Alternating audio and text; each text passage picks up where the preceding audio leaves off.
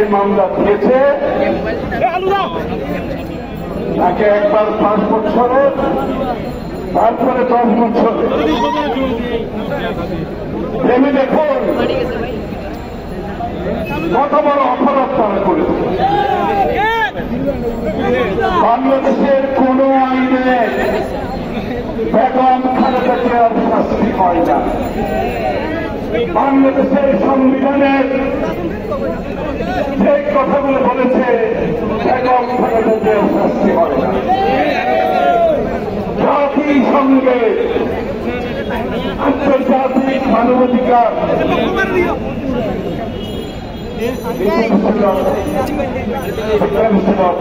human rights পরিষ্কার ভাবে যার বলা আছে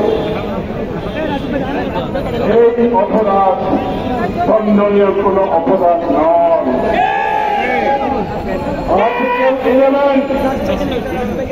আর্টিকেল 11 জাতিসংঘের পরিষ্কার ভাবে বলেছে এই ধরনের অপরাধে সাধারণত স্বৈরাচাররা, কর্তৃত্ববাদীরা, ফ্যাসিস্টরা এই ধরনের আইনের ভুল ব্যাখ্যা দিয়ে আইন